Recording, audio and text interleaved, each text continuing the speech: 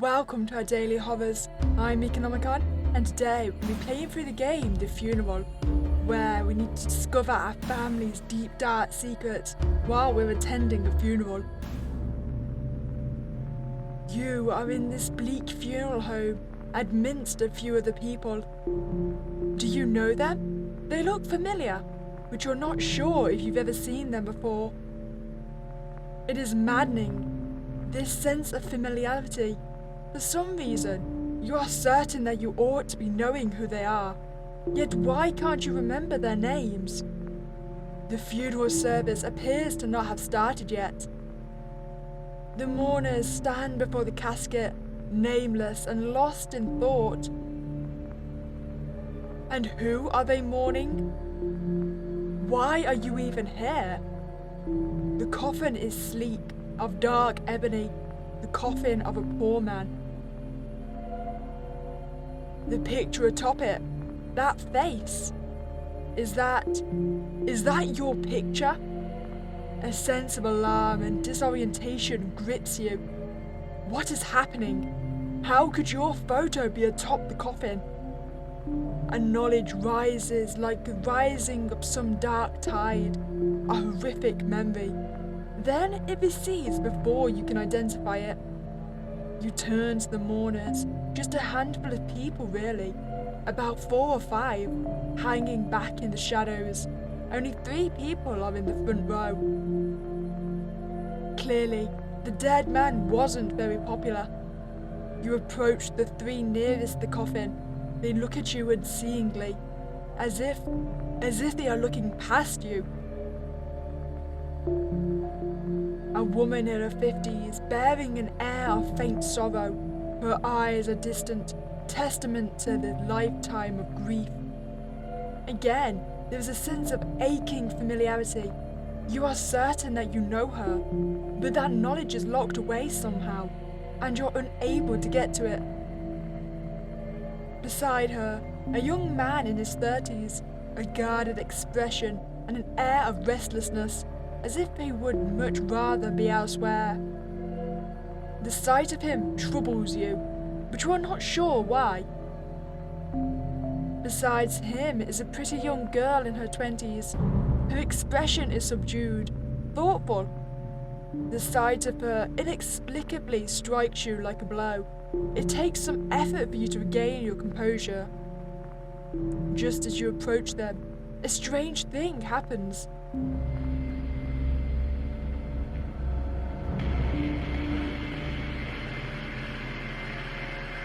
You're not sure what just happened. The world seems to fade away for an instant. Now you find yourself standing before the woman. She does not acknowledge your presence. But here's an incredible thing. She does not open her mouth, but you can hear her thoughts as if she was speaking. What dark magic is this?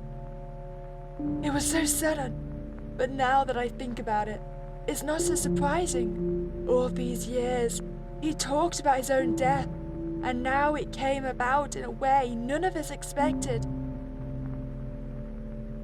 How did he die? It was terrible. He'd always been scared of a violent death, but at least it was quick. Although she does not directly respond to your question, her thoughts shift in the direction of your prompt. He'd always been terrified of suffering, of having some kind of near fatal accident and then living with pain, or living as a vegetable. He was always afraid of that, of ending up a vegetable and then having to physically rely on someone just to be alive. So I'm glad that he went abruptly. It was an instant death. Are you okay? The grief comes and goes. I still can't believe he's gone, even after all that has passed between us. You sense her thoughts shifting to the young man and woman beside her. I'm more worried about them. They've had to put up with a lot. Matthew is already growing distant. He was warm for a while when he first arrived, almost like his whole self. Now he's gone back into his brooding shell, like father, like son. At least Priya is thawing a little. Her thoughts fade away for an instant. It's incredible how one incident can destroy everything, tear a family apart, and keep us apart all those years ago, and it still haunts us. What incident? What happened? I realize now I've been avoiding thinking about that for a long time. Maybe that's how you survive. You clamp down on hurtful memories, lock them away in a box, and never open it, and never look in. What I mean, that seems like a good method of avoiding every single trauma in your life. I'm not sure how effective in the long run it's going to be. Because if you do, they'll chafe at you until you break. God knows it's nearly destroyed the kids. How Matthew adored his father, worshipped him really, and Priya was his princess. All of that, an illusion so brutally torn away. Wait, so have I committed some crime that caused my kids to end up hating me? Is that where we're going with this? Maybe, now that he's gone, it's time to open that box and look at the terrible stuff in there. Maybe I should no longer run away from it. Her words evoke that sense of bitter agony, and you want to reach out and comfort her, but you hesitate. Wouldn't that be inappropriate? There's that maddening feeling of familiarity again, an ache that seems to tell you that you know this woman. And another emotion threading through the sorrow, shame. I'm sorry, I don't mean to... Okay, I think it is our business. I'm pretty sure we're her dead husband. I don't mean to pry, but what happened? Even as you ask the question, a deep dread fills you. Maybe you don't want to know the answer. Maybe you should not even ask it. The woman sighs deeply, and you sense grief bubbling up inside. A wellspring of it is so powerful that for a moment you fear you'll be drowned in it. Before you can catch her thoughts, she fades away. No, I wish to know the truth.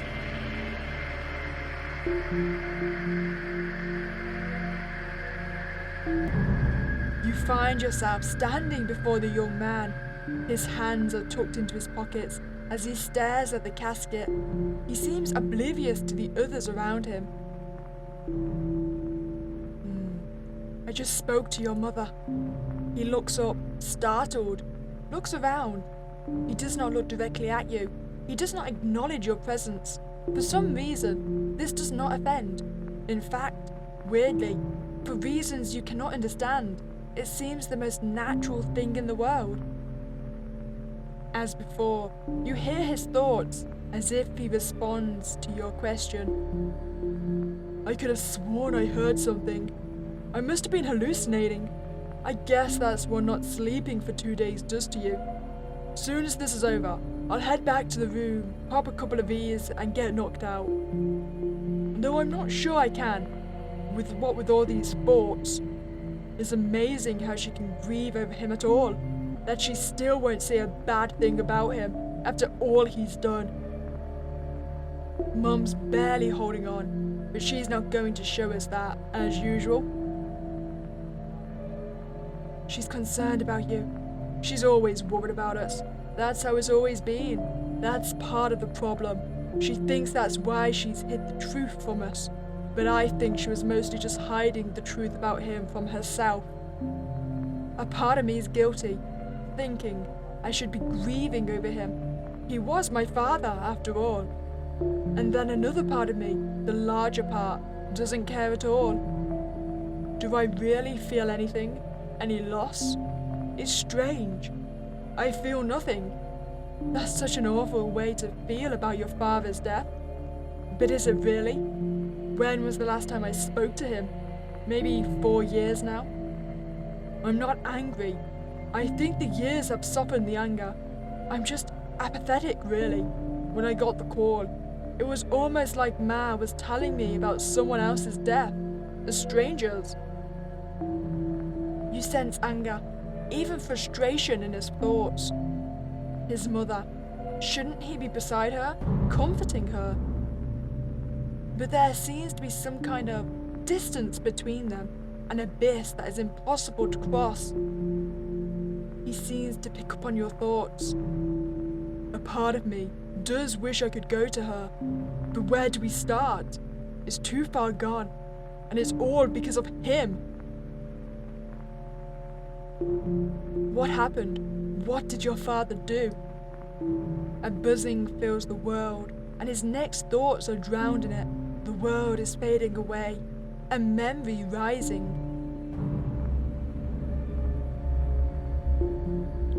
You know this place.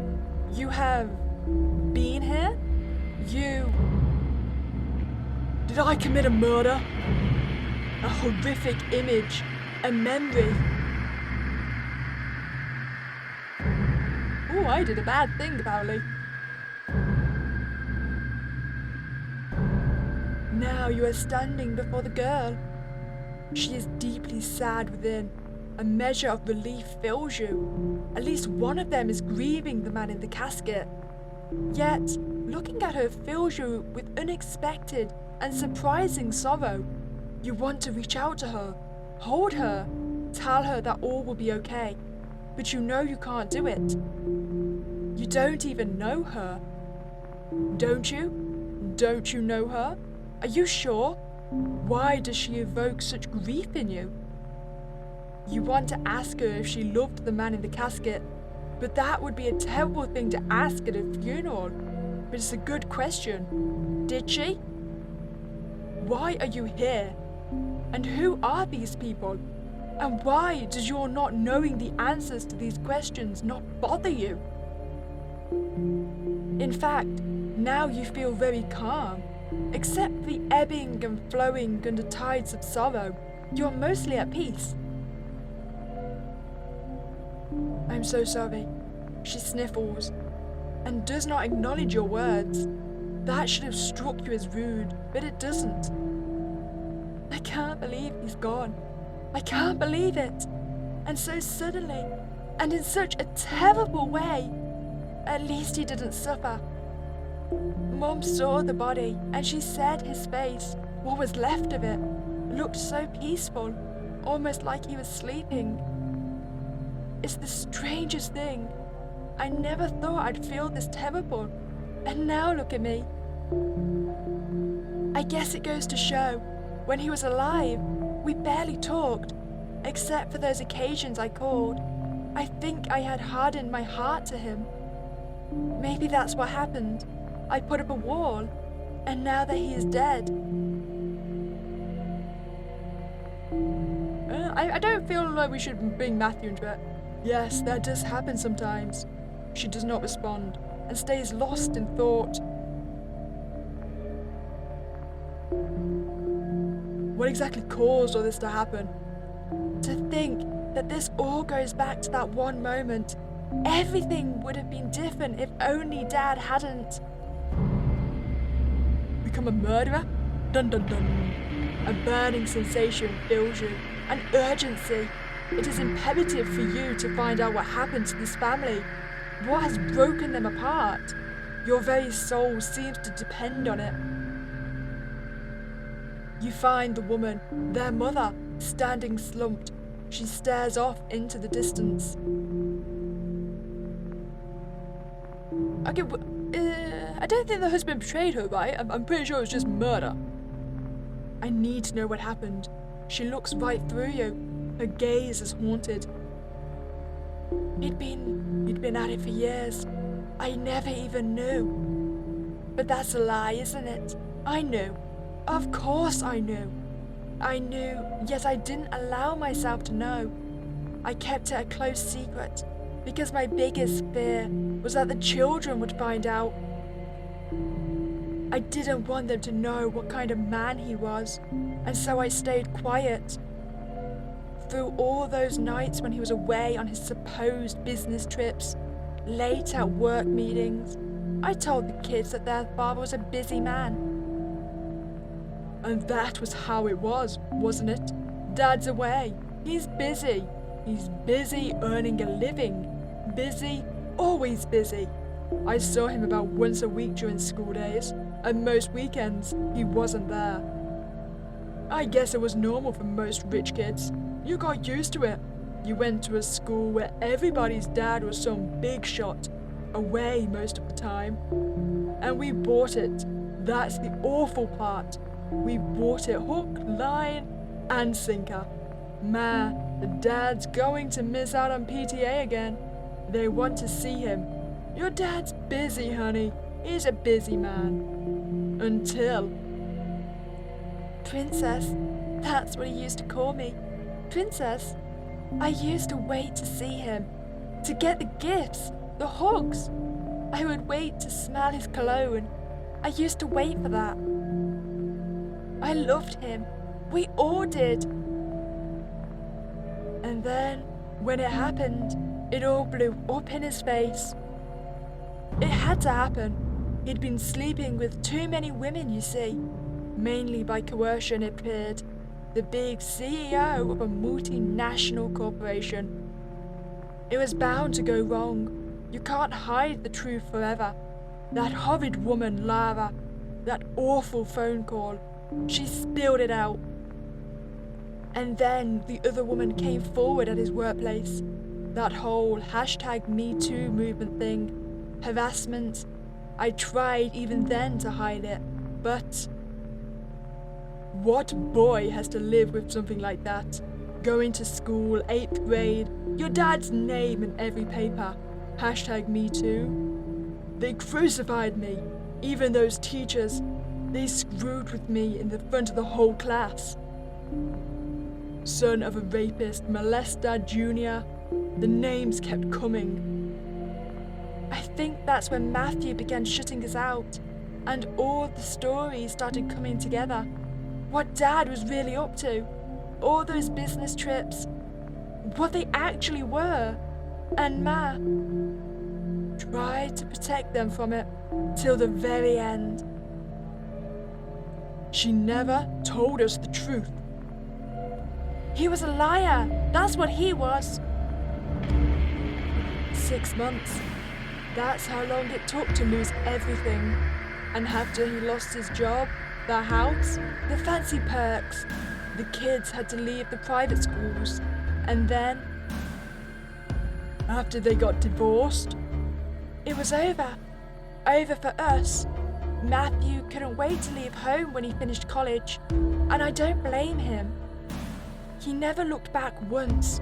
He never forgave them, either of them.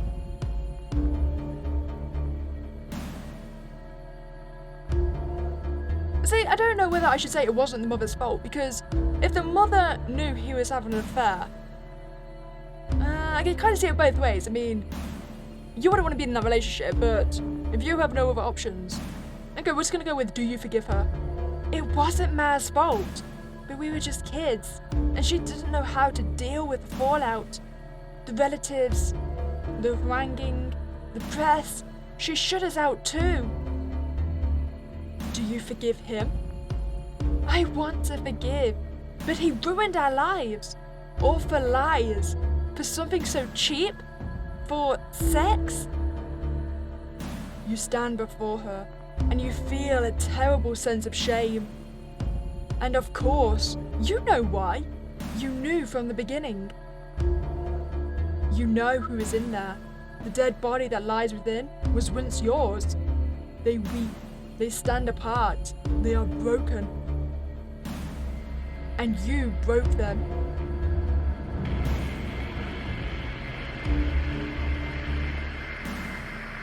Honestly, I'm surprised any of them even came to the funeral. Because honestly, if that had been my dad, sorry you're dead and all, but I am not coming to pay regards. He clearly wouldn't have deserved it. Well, I hope you enjoyed that play for the funeral. Got to say, I do not feel sorry for that bloke. He kind of brought it on himself for his crimes. As always, if you want to check out the game, the link is in the description below. If you enjoyed your time here, then please remember to like this video and subscribe to this channel. Or maybe check out my main channel where I release horror videos daily. But other than that, hope you have a spooky day and I'll catch you next time, guys.